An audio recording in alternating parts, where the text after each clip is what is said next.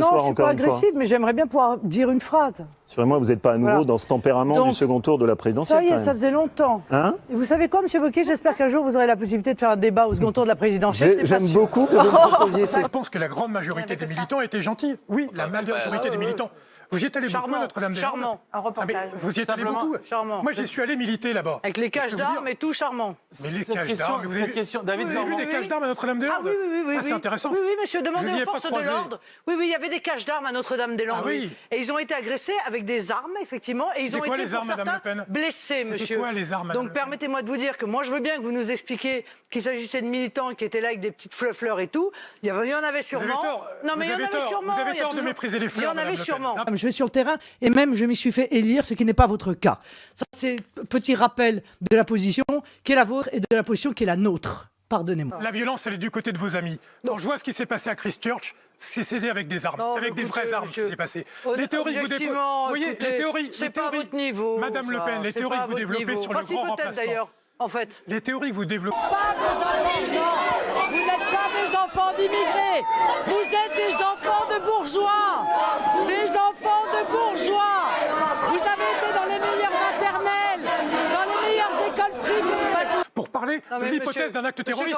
Et vous me parlez des militants écologistes à notre Je vais vous avis. donner un conseil qui vous servira toute votre carrière politique. Ne croyez pas ce qu'il y a marqué dans les journaux. Nicolas Je vous en supplie, ne croyez pas ce qu'il y a marqué dans les Merci, journaux. Madame Le Pen. 7 minutes, je suis incapable de résumer votre pensée, vous n'avez rien dit. Et j'ai encore parlé, Rien Madame dit. Le Pen. C'est J'ai le encore vide parlé moins absolu que vous. sidéral. C'est un Vous avez voté avec vos Je vous amis, le confirme. les Républicains au Parlement européen, la relocalisation forcée des migrants dans les pays.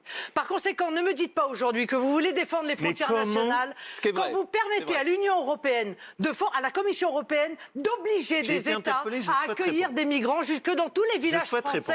C'est ce que vivent nos compatriotes aujourd'hui. Donc, nos compatriotes qui, dans leur village, voient arriver des migrants, ils doivent dire merci, Monsieur Wauquiez.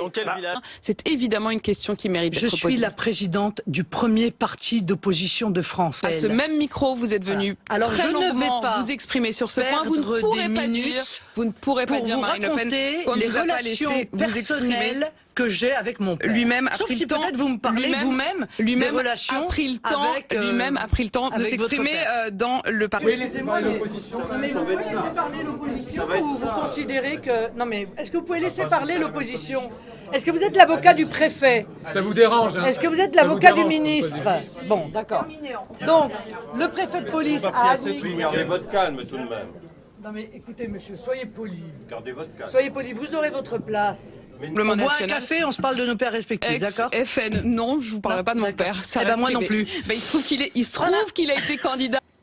Non mais écoutez, à quel titre M. Boudjelal accorde comme ça des diplômes de respectabilité Je considère que M. Boudjelal est un parvenu d'une vulgarité inouïe. Je suis assez content d'ailleurs que les Biterrois échappent à ces vulgarités traditionnelles qui lui ont valu d'être sanctionné pour atteinte à l'image du rugby. Vous avez payé les 10 000 euros à M. Mélenchon, et Marine? pour atteinte à la déontologie sportive. N'oubliez pas de faire le chèque. Alors, moi, elle vous répond, très Monsieur Boudjelal. franchement, vos gages de respectabilité, non merci. Voilà, merci.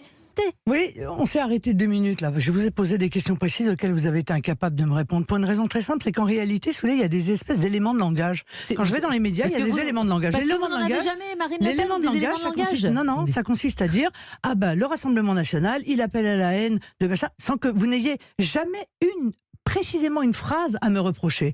Donc moi, je viens vous dire de la manière la plus claire qui soit parce que je n'accepte pas cette accusation.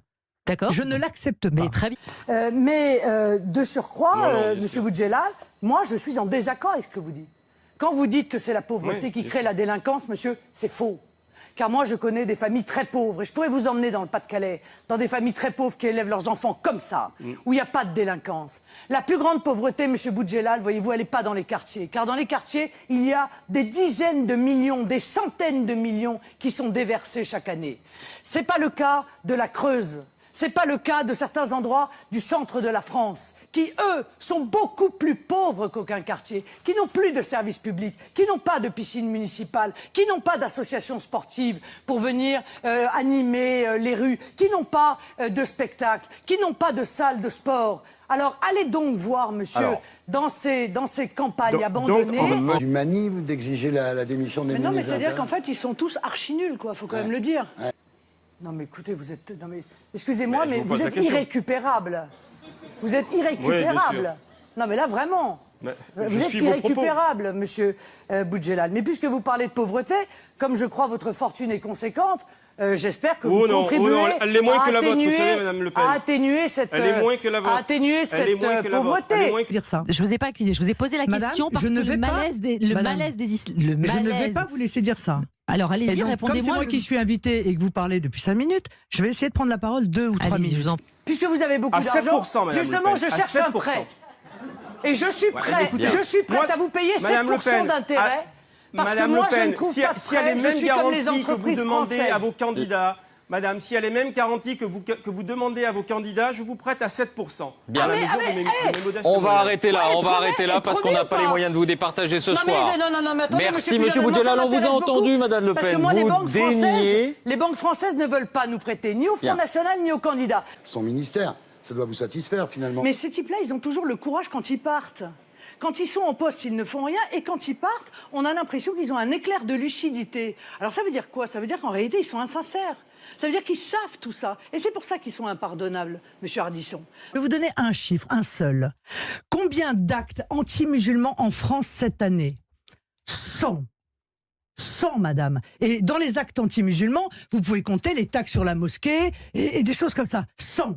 100 alors que nous sommes 67 millions d'habitants et qu'il y a 365 jours dans une année. Alors je vais vous dire, jamais le nombre d'actes anti-musulmans n'a été aussi bas. Donc arrêtez, et à travers moi, mes électeurs, et même les millions de Français qui pensent comme moi, arrêtez de les considérer comme des gens haineux. Ce ne sont pas des gens haineux, ce sont des gens qui défendent nos valeurs, qui défendent la laïcité, qui défendent la liberté et qui s'opposent à un totalitarisme qu'est aujourd'hui le fondamentalisme islamiste dans notre pays.